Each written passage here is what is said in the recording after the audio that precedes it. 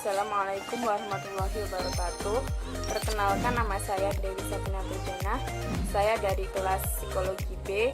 Di sini saya akan menjelaskan tentang pemikiran 5 tokoh filsafat Yunani.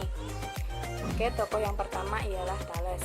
Thales disebut sebagai bapak filsafat. Ini karena ia adalah orang yang mula-mula berfilsafat. Gelar tersebut diberikan karena dia yang pertama kali berfilsafat tentang apa sebenarnya bahan dasar dari bumi ini. Thales tidak meninggalkan bukti-bukti tertulis mengenai pemikiran filsafatnya. Pemikiran Thales didapatkan melalui tulisan Aristoteles tentang dirinya.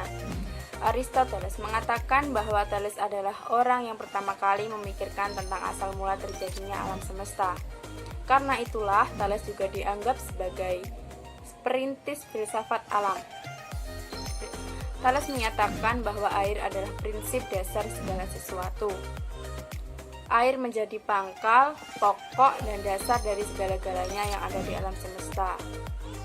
Berkat kekuatan dan daya kreatifnya sendiri dan tanpa sebab-sebab di luar dirinya, air mampu tampil dalam segala bentuk, bersifat mantap dan tak terbinasakan.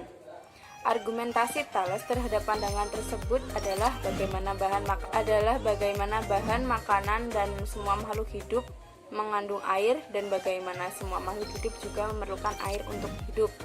Karena air adalah sumber kehidupan dan tanpa air makhluk hidup akan mati. Selain itu, air adalah zat yang dapat berubah-ubah bentuk daripada cair dan gas tanpa menjadi berkurang. Thales juga mengemukakan pandangan bahwa bumi terletak di atas air. Bumi dipandang sebagai bahan yang satu kali keluar dari laut dan kemudian terapung-apung di atasnya. Tokoh yang kedua ialah Anaximandros. Meskipun Anaximandros merupakan murid Thales, tetapi ia menjadi terkenal justru karena mengkritik pandangan gurunya mengenai air sebagai prinsip dasar segala sesuatu. Menurutnya, bila air merupakan prinsip dasar dari segala sesuatu, maka seharusnya air terdapat di dalam segala sesuatu dan tidak ada lagi zat yang berlawanan dengannya. Namun kenyataannya, air dan api saling berlawanan sehingga air bukanlah zat yang ada di dalam segala sesuatu. Karena itu, Anaximandros berpendapat bahwa tidak mungkin mencari prinsip dasar tersebut dari zat yang empiris. Prinsip dasar itu haruslah pada sesuatu yang lebih mendalam dan tidak dapat diamati oleh panca indera.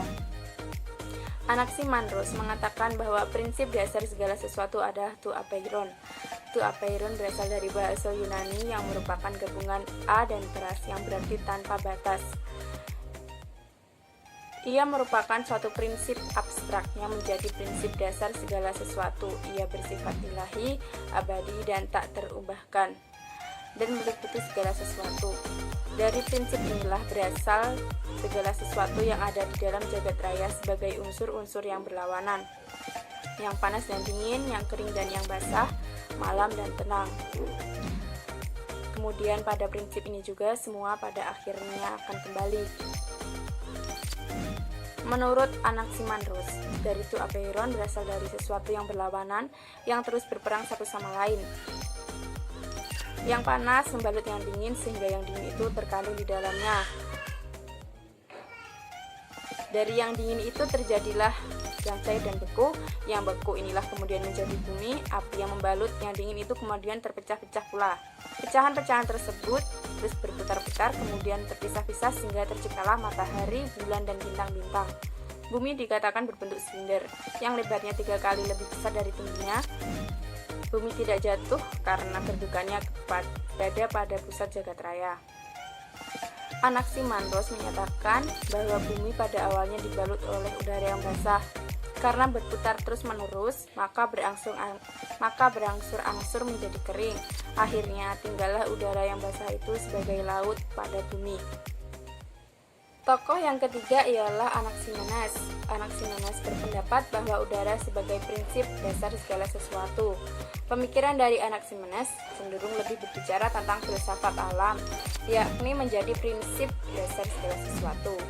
Dia merasa ada sesuatu kejanggalan dan kesulitan dalam menerima filsafat dari pendahulunya, yaitu Anaximandros dan Thales.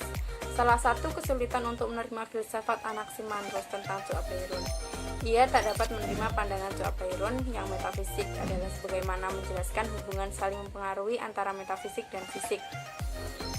Karena itulah, Anaximandros tidak lagi melihat segala sesuatu yang metafisik sebagai prinsip dasar segala sesuatu, melainkan kepada zat yang bersifat fisik, yakni udara. Udara itulah yang satu dan tidak terhingga. Udara yang membalut dunia ini menjadi sebab segala yang hidup. Tidak seperti air yang tidak terdapat di api, udara merupakan zat yang terdapat dalam suatu hal, baik air, api, manusia, maupun segala sesuatu. Karena itu, Anaximandros berpendapat bahwa udara adalah prinsip dasar segala sesuatu. Tokoh yang keempat ialah Parmenides. Pemikiran tokoh Parmenides menganggap bahwa segala sesuatunya tidak berubah, yakni yang pertama, yang ada adalah satu dan tak terbagi, sedangkan pluralitas tak mungkin. Hal ini dikarenakan tidak ada sesuatu pun yang dapat memisahkan yang ada. Yang kedua, yang ada tidak dijadikan dan tidak dapat dimusnahkan. Tokoh yang kelima ialah Heraklitos. Pemikiran Heraklitos yang paling terkenal adalah mengenai perubahan-perubahan di alam semesta. Menurut Heraklitos, tidak ada satupun hal di alam semesta yang bersifat tetap atau permanen. Tidak ada sesuatu yang betul-betul ada, semuanya berada di dalam proses menjadi. Ia terkenal dengan ucapannya, yaitu semuanya mengalir dan tidak ada sesuatu pun yang tinggal tetap.